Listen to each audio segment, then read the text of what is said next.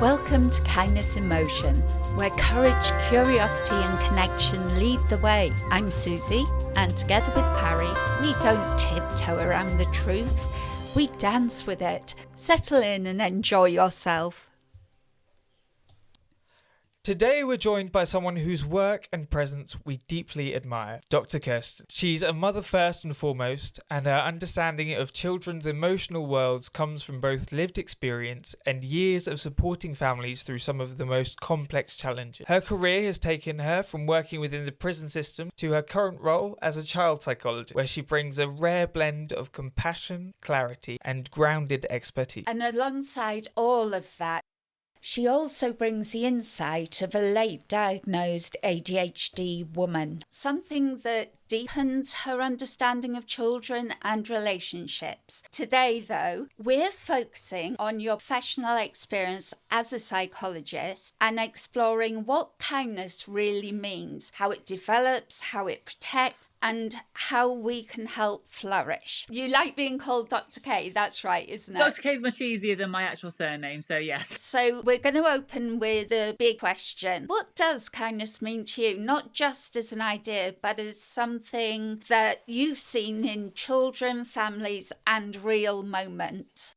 Thank you. Do you know what? It's been a lovely question to ponder, so I really appreciate the opportunity to be here with you today to talk about it and to think about it in advance of our meeting. And I like the concept around kindness in motion that you coined, Suzy. I think the thing that's really important for me about that is it's something active and it's something that's intentional. And kindness, I think when I think about the work from Carol Dweck, do you know her work on growth mindset and fixed mindset? Have you come across that? No. Oh, yay! Send us a link. So Carol Dweck talks about the idea that we can sometimes think of ourselves as having a growth mindset where we believe that we can learn and adapt and develop skills, or we can think of ourselves as someone who is born with a certain amount of capacity and skill, and that's just what we've got. That's our fixed ability. And her work on that area is basically around the idea that if we have a growth mindset, we are happy, we are more engaged in our life, because actually we can develop and we can grow and we can learn these things. And I think that sometimes when we think about kindness, we can sometimes think of it as like a fixed mindset type thing, that you're born with this certain ability of kindness, and that's your limit. That's, you're just a really kind person, you're a really kind kid or whatever. And actually, I like to think of it as a growth concept, that actually it's something we can learn and we can develop and we can work towards, I think we've had conversations before about being a kind person, and kindness isn't something that you necessarily are, but it's something that you do. It's an active skill. Absolutely. Yes, I agree. And I think sometimes we aren't kind. Sometimes we are, as organisms, as human beings, we are self-preservation based. We want to kind of perpetuate what we are. But actually, when we think about kindness, it's a skill that we can develop and we can grow towards. From a self-preservation point of view, it's something that, is helpful, of course. When you're kind, it helps your community and it helps your sense of safety amongst that community. So there's benefits to it, of course. But I think it's one of those things that you aren't just born with it. You can learn it, you can grow towards it if you are intentional. And I love that, because if we're just born with it, then what can we do? We can just observe that that's a kind person, I'm not a kind person, or I am and they're not, and actually... He does that. Well, I just because I recognise that I am not up there on the fluffy hugs and rainbows kind of like interpersonal warmth scale. I'm quite a cold person. But you know what? That's okay. And I like my interpersonal distance. Really? I don't think that. Suzy's like, I've been on the receiving. This is my first time meeting you, and I recognise it's online, but I definitely haven't got any coldness from you at all. You seem very warm. Thank you. It's the double layers. Yeah. So I think that yes, my cosy jumper. But I think it's really important to recognise that we do kindness differently. Not everybody wants kindness in the same way. Not everybody wants fluffy, warm hugs and, kind of deep moments of connection where you're saying, and how are you and what's going on? Actually, sometimes people want kindness to be, let me get your groceries for you. Or do you need the lawn mowing? Or can I watch the kids? Do you need a nap? Do you want to, there's lots of different things. And I think that it's really important. For me, kindness is intentional and it is very much based around what the other person needs. That's true kindness. If I say to you, please, I've got this horrible situation. I need to just have some headspace to deal with it by myself. please can you do X, Y, and Z so that it gives me the capacity to do that? And then the person turns up and says, no, I thought you wanted support. And I'm saying my support was you not being here and me having a moment on my own. To me, that's true kindness, listening and doing what the person is asking for, or observing and doing what the person's showing that they need, rather than doing what you think they want. So one of the things I'm looking at the moment is something called the friendship bench. So it was created in Zimbabwe, but it's starting to sort of filter out into Europe and the UK. Fingers crossed. I'm actually going to try and apply. So I noted you saying listening, and how important is listening in the act of kindness? Massively important. And you're not just listening to the words that people are speaking, you're listening to their body language, their tone, their kind of expressions, the micro expressions on their face. And, you know, some people are better at that than others, granted. And so, you know, sometimes it's a skill that you just naturally have. Sometimes it's something that you do need to develop and learn about. But actually sitting and listening and being present, truly present with somebody, that's, to me, and that's why I love my job, that's to me the biggest act of kindness that we can offer. You know, just being present with somebody. Well, this is kind of going a bit off piece, but that's our podcast. We always do. But with listening, it's like they were talking about active listening, and I'm kind of like, what's active listening? Surely your ears are that, and then you do it. So one of the things that's really interesting, and you'll probably really like this, and this is an exercise that people can do at home as well if you wanted to, is recognizing that when we actively listen, we're demonstrating something with the way that we're doing it. We're not just using our ears, we're using our body and our facial expressions and our tone of voice and our gesturing to show that we're listening. So right now, while I'm speaking, you're nodding, you're maybe smiling, you know, those sorts of gestures tell me that you're here with me in this moment. Even though we're doing that online, you know, I sense that we're connected because of that shared conversation that we're having, and we're, you know, mirroring each other, and, you know, so nodding along and gesturing together, hand movements, things like that. If you were speaking to me right now and I were to go completely blank-faced and just sit there and do nothing, right? Instant fear, isn't it? It's scary immediately. And that's because what it does is it has an impact on the way that your brain functions, and it affects the frontal cortex, which is the part of the brain that we need for logic, language, reason, thinking, problem solving, all of that stuff. And actually, if you were to do this now, so people can do this as an exercise, if you have one person as the active speaker and one person as the listener, and so someone's speaking and you just need to speak for 1 minute on a subject that you can speak about for a minute. So maybe it's what you're going to do for dinner, maybe it's where you're going on holiday, maybe it's your bad day that you've had, whatever it is. You speak about it confidently for a minute. The listener listens as they normally would. So they nod along, they smile, they gesture, they go, oh, interesting. You know, they kind of show that they're engaged for 30 seconds. And then after 30 seconds, they stop. They just wait. So they have their blank face as a response. And what happens to the speaker is either, in my experience when I've done this in trainings, they either get bigger and they try and make their story as interesting as they can, and they move more and they laugh and they joke and they gesture because they're trying to get somebody along, like, please listen to me and notice me, this is okay, are we all right here? Or they laugh and they go, oh, this feels uncomfortable, I don't really want to do this anymore, and they kind of stop speaking. And so it forces people into their fight or flight. You either fight through interaction or you run away from it a little bit.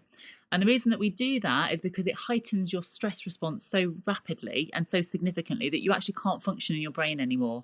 And what we find is that people can't find their words anymore. They stumble over what they're saying. They get stuck and lost because their frontal cortex goes offline. They're not using it. So they go back only to their limbic system, which is the part of their brain that they use for impulsivity and emotions.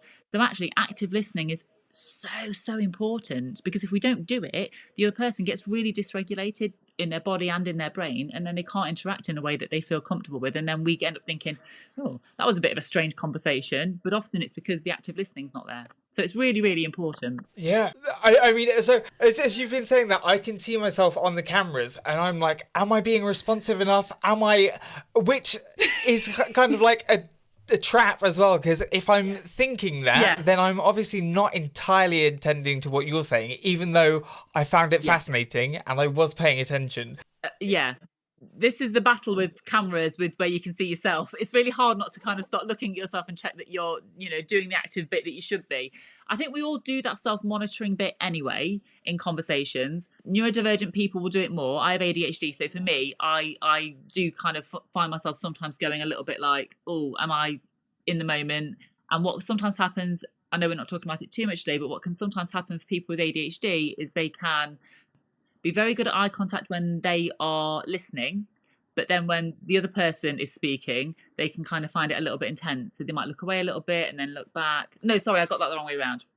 It's the other way around. When they are speaking, they can find it more challenging. It's tricky, but I think what you have to recognise is that everyone's going to do the active listening bit slightly differently, and sit comfortably with that in your own skin, I think, is the important thing. But recognising that sometimes you will drift in your attention and you'll go, am I looking like I'm listening okay? Yeah, I think I probably am. Okay, back to it, and that's all right. I think everybody does that, but neurodivergent people will do it more.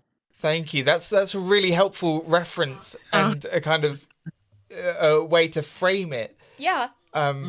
It's answered a very vital question for me, because one of my panics is, if we do the friendship bench, am I going to listen effectively for that person? Yeah. I now feel that I might be able to do that. Yeah. But when you talk about the frontal cortex, Yes. I know with kindness, there is a reaction on both sides, isn't there? A chemical reaction? Yes, absolutely. Yeah, I have got a few notes because I do want to, because obviously the chemical stuff is kind of specific. But yeah, absolutely. I think the thing that's important to recognise is kindness isn't just a feeling. It's something that happens neurologically and biologically, and when we think about psychology from the biopsychosocial model, so the biological, social and psychological aspects of it, there are things that marry together really nicely to help us want to be kind, because the interaction offers us something. So kindness is never really altruistic. It's giving you something in that moment, even when you're kind to somebody else. So that's the wonderful benefit of it, is that you're always going to get something from it when you're kind, as long as you're being kind in a safe way and in some kind of boundaries with it, and keeping yourself safe. But yeah, absolutely. Let me just quickly grab my notes, because I wanted to make sure that I spoke about some of these bits with competence. So let me just run to my bits on the... So I might be going back a little bit, but just while you're reviewing your notes, it was really helpful to hear you say that when people listen, they might be listening in different ways.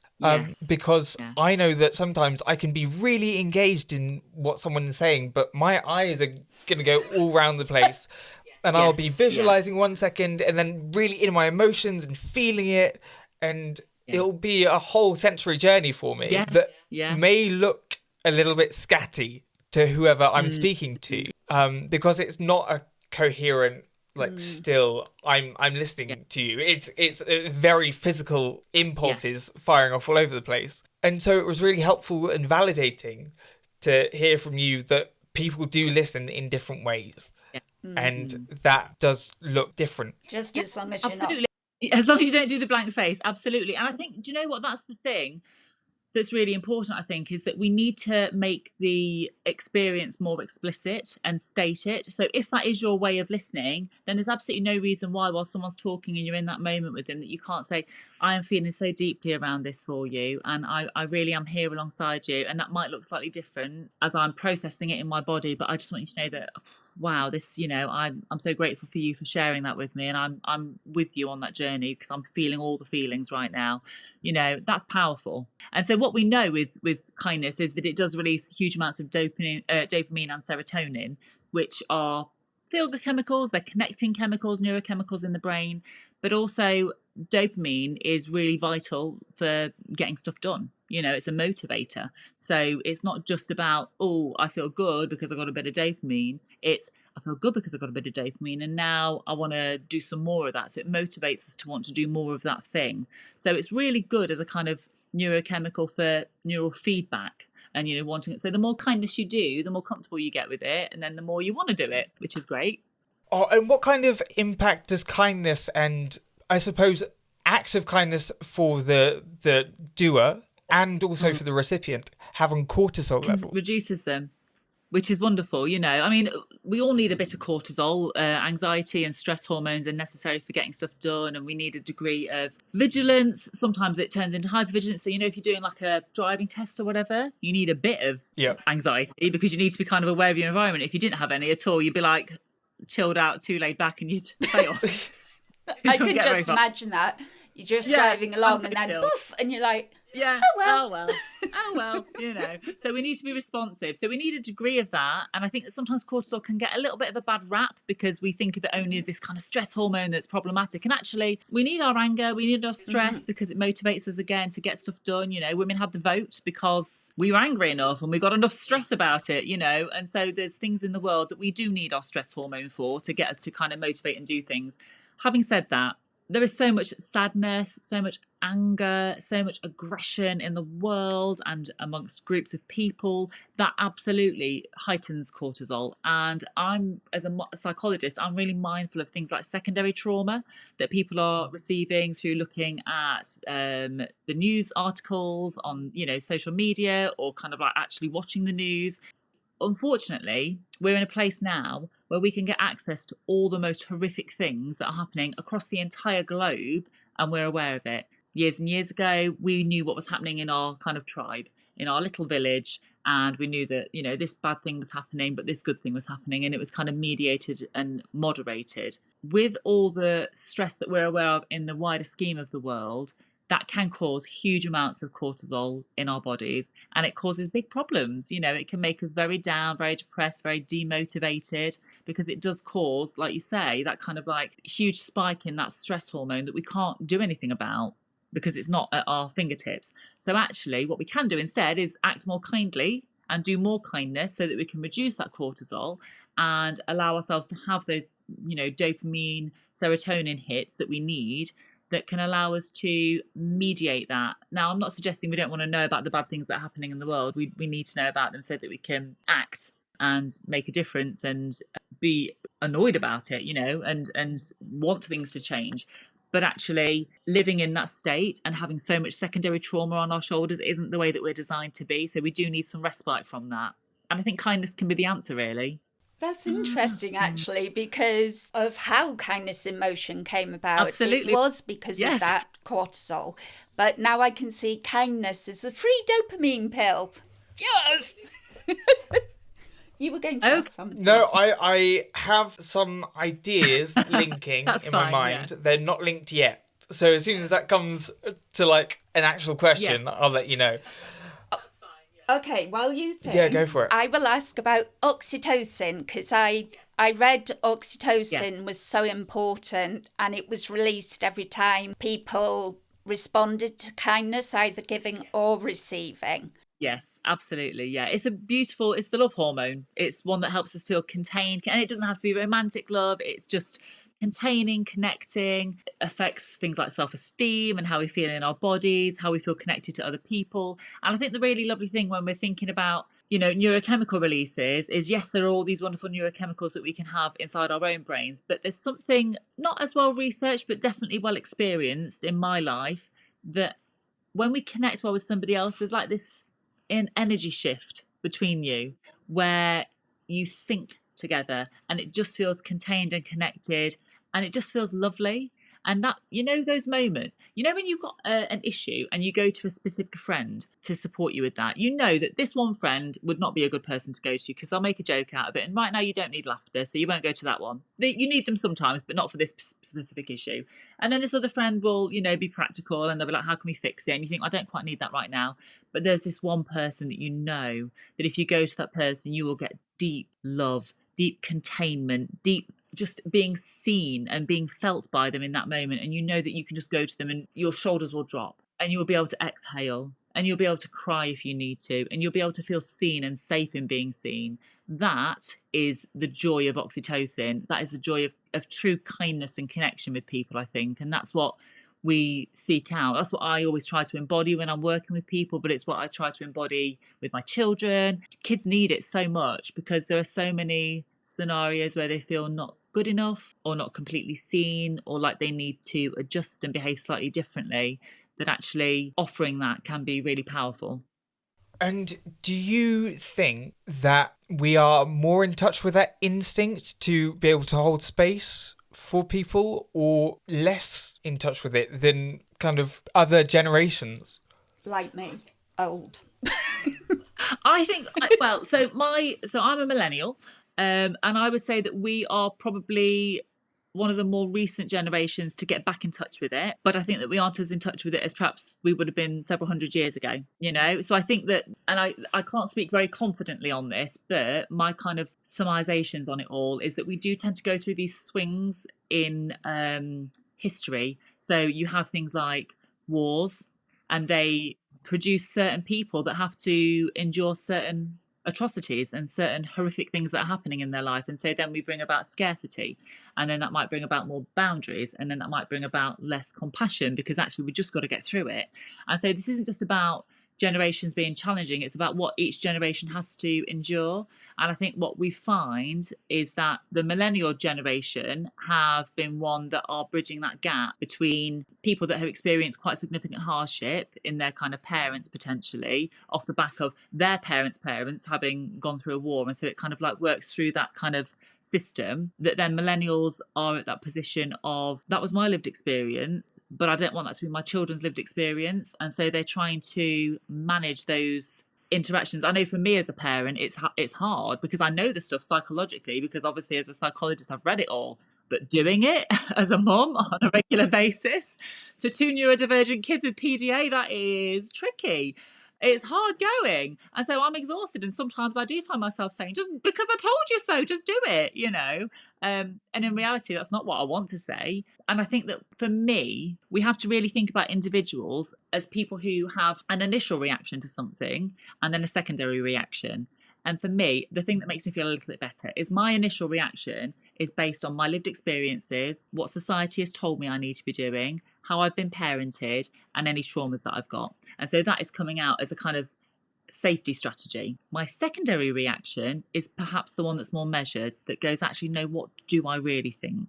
What do I really want to do about this? Do I really want to shout right now? Or do I want to be a kind of version of myself in this moment that isn't affected by the hormones coursing through my body, the neurochemicals that are firing away, the triggers that I'm responding to? And so because of that, I try and make sure that apologising is really key in all my interactions, because your initial reaction to something and your initial kind of behaviour might not be the one that you truly want to embody. It's a gut reaction, yeah, exactly like you did there. It's that kind of like gut instinct. Yeah. Yeah. So I'm just thinking around that framing in the fact that there are primary impulses and secondary kind of reactions. How can we be maybe not necessarily kinder to ourselves, but operate from the space of maximum kind of kindness when it comes to how we speak to ourselves internally about those reactions, not only in terms of being kind and manifesting a kind response, but to recognize our own responses and why they're there. And it's like my favourite saying at the end of any of my lives on Absolutely. TikTok is always be kind to yourself and then to others. Yeah. So that's basically what you're kind of looking at, is it? Well, yeah, I think just because you can start with awareness and you can be aware of something, but then like, how is, it's not necessarily the best way to go about dealing with that, because I'm not going to try telling anyone how to live their life. But kind of what would the science say? I think the psychology on it and the science in the psychology would say, absolutely, first of all, you have to recognise it. What we know is that you can't change anything if you don't know that you're doing it, or if you don't recognise it as something that needs change. So I think absolutely, first of all, noticing it and recognising it and telling yourself, for me, it's an act of kindness to say to myself, that's your initial reaction. That's not that's not the way you want to react. So how do you actually want to react in this moment? Because the reality is, who I am is a product of my lived experiences and my biology and intergenerational trauma that's been passed down through my DNA. It's not necessarily who I want to be. And so who I want to be is where I'm trying to get to. But I have to acknowledge and sit with who I actually am on a kind of biological perspective so that I can move beyond that. So I think, first of all, it's acknowledging it.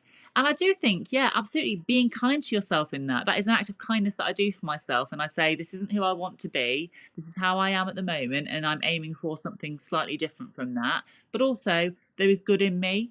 And where is the good there that I can see? Because we speak to ourselves so unkindly sometimes, you know. And so one of the things that I like to try and do is, if I catch myself doing that, I think to myself, if you said those words to your best friend, how would that feel for you? Would you speak to your children like that? Would you say that to your best friend? Would you say that to a person walking down the street? And if you wouldn't, why is it okay for us to say it to ourselves, you know? So I think that kindness has to, you're right, Susie, it does have to start at home. But it's really, really hard to do that. And so I think that some of this is around recognizing that actually it's a lifelong work in progress. And you're not going to be kind all the time. And we're going to get it wrong. And we're going to be horrible to ourselves. And we're going to be horrible to other people. And we're going to need to apologise. And that's okay. I'm sorry, Parry. Yeah, you have nothing to apologise for. No, I'm apologising for a row we had just before Christmas. Oh. It's like, it's been... we sorted it. He's forgotten it. Right. But I'm slightly worried now. Oh, no, don't be worried. I'm like, what? It was fine. It got resolved. It's just now I feel like Do you know what? Apologies can be hard to receive. They can be hard to give. But I think it's one of those things that we have to practice doing. And, you know, I can be quite bad at when someone apologises to me. I kind of just go, oh, it's okay. And kind of brush it off. Even when it's not okay. And I want to be like... But it's really vulnerable to actually sit in that moment and be with someone and actually accept the truth of their apology from the vulnerable place of having been hurt by it. Absolutely right. Because you have to admit it then. You have to admit that you've been hurt. It is trust. And it takes trust. It takes trust to build any kind of apology foundation, because you've got to be able to show up with that other person. It's not just being brave enough to do it, it's having the emotional apparatus to be able to connect and accept that. So obviously, like you say, it's a lifelong process, but what can we do with, say, children? How do we teach them the importance of kindness? I think the first thing we have to do is show them kindness. You know, for me, that is one of the biggest things. It's the same with empathy. We can't develop and learn about it unless we're shown it. You know, there are some children that I work with who have had horrific life experiences, and I will have adults say to me, they just have no empathy.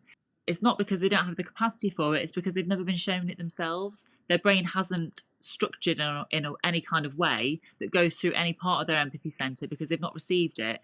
So when we've had harsh lived experiences, it can be really hard to have enough kindness to be able to offer other people because we've not had it. So I think that's the first thing we have to do, is show kindness to children. Unfortunately, some of our school systems, particularly secondary schools, aren't geared up for that in the way that they need to be. And there can be a real... it's weird to me because primary schools that I work in don't tend to have this mantra. There's a lot more kindness that I see on a daily basis in primary schools. But then all of a sudden, when kids get older, we seem to go back to the notion of children should be seen and not heard. The kindness kind of leaves the building, and instead there's this expectation of them to just kind of sit and do. And if you're not a brain-based learner, you know, and you're a body-based learner and you need to be able to actively move and do things, you can be seen as disruptive. And then kindness really isn't something that you're shown because people get irritated with you and they can be quite mean. So I think, first of all, it's about recognising, treating others how you want to be treated. But secondly, for me, I'm a big believer in equity, not equality. And so equity and kindness is very different, isn't it? You know, if I'm being equitable in my kind behaviours to other people, that's going to mean different things for different people. Just as you said, Parry, it's not going to be, you know, if you're not comfortable in receiving an apology in that moment or sitting in that vulnerability, it's actually really selfish of me to sit and force that on you in a kind of prolonged way, you know, where, well, let's have an extracted conversation about this because I need to be able to do, because you're uncomfortable with it, but let's push through it. You know, instead we want to do it in a safe way that works for each person. So Susie, you might want a hug from somebody when you're apologising. Maybe you don't, I don't know. But, you know, other people, I might want somebody to just help me do the dishes, you know, as a way to be kind. So it's recognising that each person needs something different. And I think it goes back to the conversation we were having at the beginning, that it's about recognising each person's different needs and having a kind of growth mindset around that allows you to be equitable and offer adaptations and accommodations in the way that we interact with them so that we can be truly kind. Because to me, that's kindness, is recognizing what another person needs and then offering that, you know? Yeah, that is kind of what is missing now. We're very insular. And it is so weird because during the COVID pandemic, there was more sense of community in that time period than I had seen. But what was interesting was it was all online, basically. So how did that work, and why have we now lost it again? Why, as soon as we're released from the homes, do we become yet again insular? Do you know what I think it is? I couldn't tell you the answer, and I don't know the kind of research on it, but my gut instinct on it is that it was a shared and that we were collectively scared and anxious and living this new normal that did not feel normal, and we were trying to cope with it. And so we retreated to online space to find community and connection together, because that was obviously massively missing, wasn't it? Well, and we were being denied physical interaction. So, of course, we would seek out some kind of social or meaningful interactions. Absolutely, yeah. And for some people, it actually probably felt safer. I know there were a number of people who were like, I loved it. Yeah. It was quite interesting, actually, because I remember the first day so vividly. It was a sunny day. I stepped out into the garden and there was silence. I had never heard such a beautiful silence. And I think that was probably a major indicators of how I was overwhelmed without even realising it, because then I hadn't been diagnosed. It's kind of like, how do we bring back that feeling without having to go to war? Because that's basically the same thing, isn't it? We were in it together. How can we do that when we are no longer needing that tribe, I suppose? And this is the issue, isn't it? We had a shared enemy, I suppose, which was, the kind of the virus. But then as soon as we got into some of the political side of things, of course, it fractured people again. Are you okay with the way that the politicians behaved or not? That puts you on one side or the other. And so it became fraction between people, because you more tribes that were smaller, I suppose, but there wasn't that collective kind of shared experience across an entire country, or across the world, actually, So it was massive. I don't think anyone in their lifetime has experienced anything quite like it. And in some ways a little bit scary. You got to wonder about aspects of this, and I don't know whether we'd be able to create it again, because there was such a sense of it being fabricated in some ways. I don't know whether people might not behave in the same way if we had the same thing happening. So I don't think it's something that we can recreate. But, when we had those people standing at the door, clapping for the NHS, beautiful sense of containment and connection and gratitude. And I think that probably gratitude is one of those things that can bind us together. If we can be more grateful, there's loads of really good research on gratitude. If we are more grateful and we keep gratitude journals and we log our gratitude and we notice it, actually we become happier and more grateful. So it's one of those things, the more you practice it, the more you have it. So I think that probably is part of it. Yeah, I think gratitude was in a study that I can't quote because I can't remember it, but it was literally found to be one of the determining factors as to whether someone developed PTSD after a traumatic event, or whether they went on to experience post-traumatic growth. Wow. And it was a daily gratitude practice. Yes, yeah, definitely. And I think it's that thing, isn't it, that there are some people who find that more challenging because of the way that their brains are structured, the way that their lived experiences have been. But also, again, same as I said at the beginning with kindness, it's something that you can learn. It's a technique that you can develop and you can grow into if you practice it enough. So simple things like literally keeping a gratitude journal and writing 3 things a day that you're grateful for at the end of each day can massively boost your feelings of happiness and containment, but also can help you to cope with stressors more successfully in life, And I think I watched this really amazing, it was this advert, and it was a family just waking up and going through their morning, and they put a bow on everything that they were grateful for. And so they were literally putting it on the tap because there was running water, and they were putting it on their cereal, and they were putting it on the car because it got, and they were, all the things that we, the heater and all things like that maybe we just do take for granted.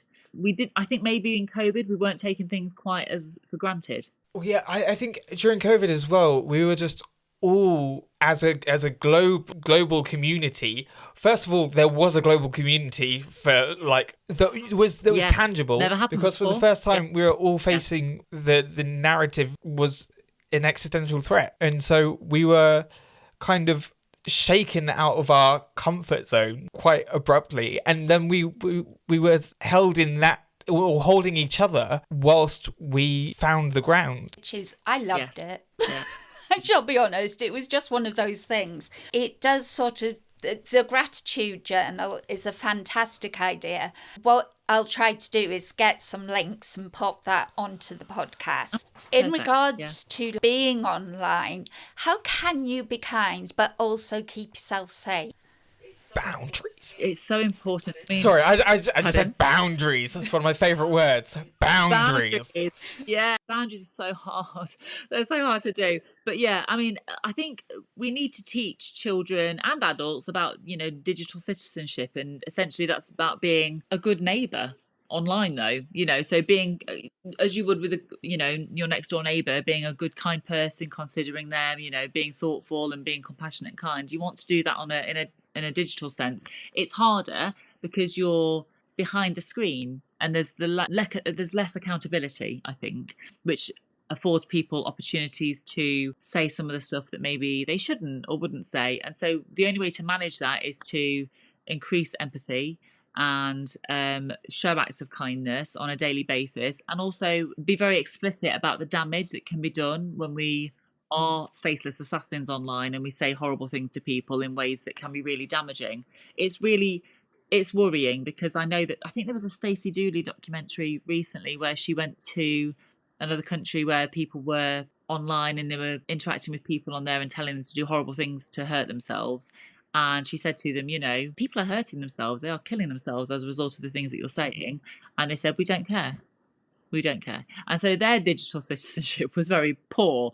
And so we have to not only manage the way that our children and the way that we interact online with other people, we have to make sure that they feel safe enough to come to adults when something goes wrong, because invariably things do go wrong online, even if it's just a WhatsApp chat with a group of year sixes. I've had awful things that I've been told about things that are happening between children on there, where adults are getting involved, calling children names, awful things. And a child that I knew sat with being called the most horrific names by an adult in a group chat over the weekend, and no grown-ups knew about it because the children weren't telling them. So it's really important that we have these conversations really explicitly with kids, because if we don't, it all goes completely under the radar and then we miss it. And unfortunately, this is where really horrible things happen, because kids are feeling bullied and there's no end to it. The reality is, these phones that we have, we're accessible all the time. And I think I've felt that a lot. If someone needs me, they can just text me or call me, and no matter what time of day it is, I can be available. But we shouldn't be. So we have to try and find a way to be safe in those interactions and making sure that our kids are doing the same. In a sense, we need a sort of digital driving test. Yeah. So completely, because we need to teach it more. Yeah. It's so shocking that these people who are like, as you call them, the online assassins, when faced with what they have actually done, don't care. Oh, I know. That beggars belief. It really does. Yeah, it does, yeah. And I think it's just groups of people who have experienced hardship or trauma. I can't help but see kind of victims in all of the sides of it. They are victims of their circumstance and their lack of experience in empathy and being empathised with and having support from other people. And they are obviously in such a dark place in their own lived experiences that they can't muster enough strength to be compassionate for other people. And typically that happens when you've not had compassion given to you. So a lot of these online, No. Want to ask something, don't you? A lot of the online assassins, because this is one of the things that is the one I tried to challenge on my TikTok. Right. And sometimes it works. You show them kindness and they either disappear or they actually start talking to you as a human being. But clearly that is just such a tiny section, and the bigger picture is more disturbing than I realised, really. Yeah, it is. It's worrying. And I think the thing that's hard, so I don't like putting myself out there on social media. I find it uncomfortable. I find it awkward. I feel embarrassed. I feel kind of shame, all sorts of stuff. What I've recognised is that the drive to want to help is bigger than my discomfort. And so I push past it. But of course, when you do that, you open yourself up to being criticised, being called names, people disagreeing with you. I had people say things like, she's not a real psychologist and she doesn't know what she's talking about. And I'm like, my certificate says different. And my 3 years of stress doing the doctorate says different. But then you have to, so it affects and can attack your self-esteem and your feelings of self-worth. And so you have to surround yourself with people that can lift you up and can help you feel safe. But then also you have to be able to muster the kind of internal cheerleader that says, no, they're living their thing and you're living your thing. And you need to recognise that your worth isn't tied up in whether they believe you're worth it or not. But that can be really hard. That can be really tricky. Yeah, so listening to what you're saying, one thing that connected with me was the conversation around resilience, but at the same time, allowing social support. Because you can be resilient and you can use whatever strategies you use to get through, but that doesn't provide that biological, it doesn't provide the oxytocin. I think the thing sometimes that we think about resilience is that it's just pushing through and it's just getting through it with grit, And actually, you're so right when you were speaking earlier about the vulnerability to trust somebody, to apologise, and it's the same in being resilient. I can only be resilient if I acknowledge that I'm facing a stressor and something that's difficult to manage. Because if everything's easy breezy for me, I don't need to be resilient. I just get, life's just easy. I get through it. So I have to acknowledge that something's hard, and that can be really vulnerable. This was, for me, saying that my doctorate was a hard thing to do is like an understatement. It was it was probably the hardest thing I've had to, apart from being a mother. It's the hardest thing I've ever had to do. And I'm still kind of living that difficulty. That can be quite vulnerable, because if I say that, does that mean that I'm not good at it? If I had to work really, really hard at something, does that mean that I'm not a natural and that it's something that I am forcing? So what does that mean about who I am and my skill set and what it looks like? So it can be really vulnerable to acknowledge that you found something hard and that you had to work at it. But actually, if we don't find things hard, we can't build resilience. So we kind of have to sit with that trauma and that challenge sometimes. And I think just hearing you speak as well, I'm reflecting on what I said, and I maybe had a bit of a fallacy that resilience means that you've got to get through it by yourself. Right. Whereas actually it is having the skills to allow other people to be there. Yeah, 100%. Which leads me on to another stream. I'm sorry. I love this.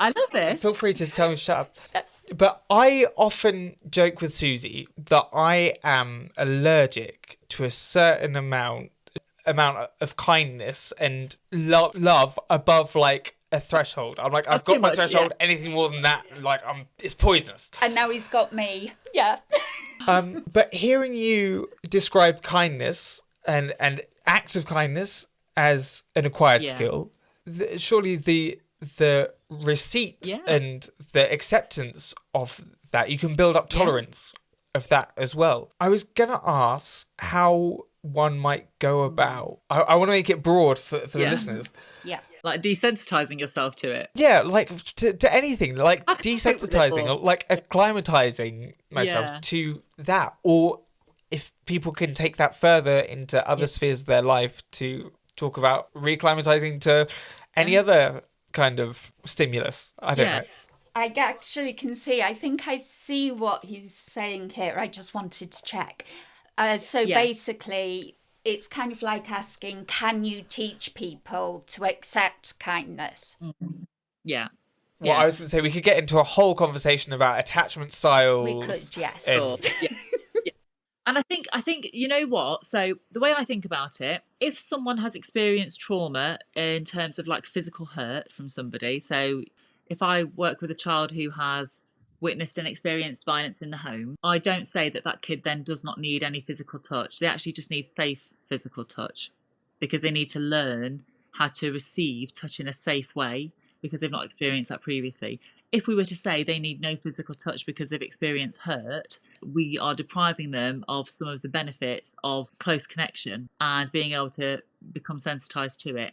Now, that's on one side. The other thing to say is that everyone does have their limit and their own boundary, and it's really important that we respect and recognise that. You know, some people, my sister, for example, she's not a tactile person, and so if I stand a little bit too close to her, she'll just take a little bit of a step to the side. And I'm like, are you feeling uncomfortable, Chantal? And she's like, just a little bit. Whereas I'm quite a tactile person, so it doesn't bother me. And so I have to recognise that that's her boundary, and we're safe and comfortable enough that we can kind of talk about it and laugh about it. But other people might not feel like that. And so sometimes you can get quite overwhelmed with that physical closeness or what the noise level or whatever it might be, or even just words of affirmation. They might just feel a little bit too much and can feel overwhelming for somebody. So yes, we can desensitize ourselves to it to a degree, but I think it's also really important to recognize our own boundaries and limits, and that they are okay, and that actually we might express and receive love and kindness in a different way. Have you come across the work on love languages at all? I've had this conversation with Suzy. The different people have different love languages. Oh, right. But yeah. if you'd like to explain Yeah, it, I mean, because you've got a doctorate, so she will listen to you. well, Sorry. Sorry. I I didn't mean that to trivialise your doctorate at all. No, but it's a valid point. Well, it doesn't, but it's I fine. do listen to him. He just thinks you don't. That's all. But yes, it would be good to understand the love language concept. Yeah, there's some controversy over it. Some people don't agree with it, but I like it I'm not suggesting it's like a hard and fast rule. But I think as a framework, it can be really helpful just to open up the conversation around how we receive love and kindness and how we also express it. And different people will express and receive love and kindness in different ways. And so for me, there are 5, and I always forget one. So it's Dr. Chapman. It started off in the work of relationship therapy, and acknowledged that people express and receive love in different ways. And so there is words of affirmation, acts of service, physical touch, receiving gifts, and something to do with time. Quality time. Yes, thank you. Well done. So there are these 5 different love languages, and essentially the idea is that we all receive. And if let's say I'm an acts of service person and I help people all the time, which is my primary love language, and so I'm helping people, making dinner, taking food around to them, I'm cleaning up after them. I'm doing all the jobs that I want to do to try and help. And their love language is quality time. While I'm busy buzzing around doing all the jobs, they're sitting there thinking this person does not care about me because I just want to spend some time in with them. And they're busy buzzing around, And so what's happening is it's a miscommunication of these 2 different love languages where they're just not quite syncing together. And so if we can recognise the people in our lives and in our families, what their love language is, then we can think, actually, how can I express to them love and gratitude and kindness in a way that they can hear and receive it, that feels safe for them.